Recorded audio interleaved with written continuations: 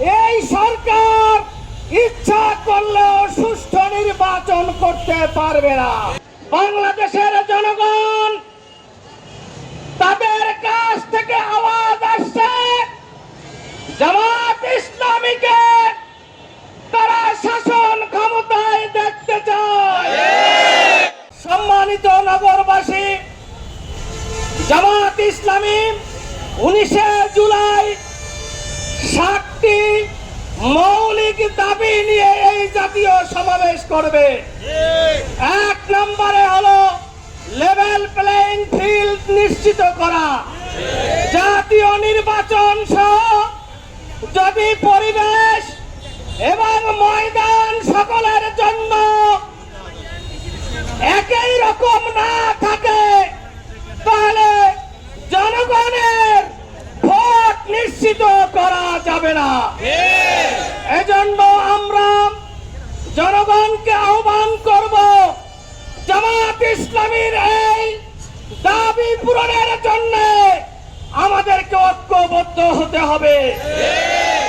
এরপরে 2024 সালের জুলাই আগস্টে যে গণহত্যা করা হয়েছে, জুলাই আগস্টের গণহত্যা সহ সকল গণহত্যার সুষ্ঠু বিচার করতে হবে।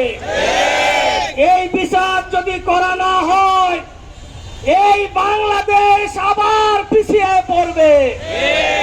এই বিচার যদি সঠিকভাবে করা হয় আর কোন ফ্যাসিজম আর কোন ফ্যাসিস্টের এই বাংলাদেশে উত্থান হবে না। এজন্য জালেমকে ঠেকানোর জন্য, জুলুমকে ঠেকানোর জন্য এই গণহত্যার বিচার করতে হবে।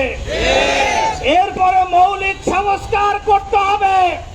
মৌলিক সংস্কার যদি করা না হয় এই সরকার ইচ্ছা করলেও সুষ্ঠু নির্বাচন করতে পারবে না।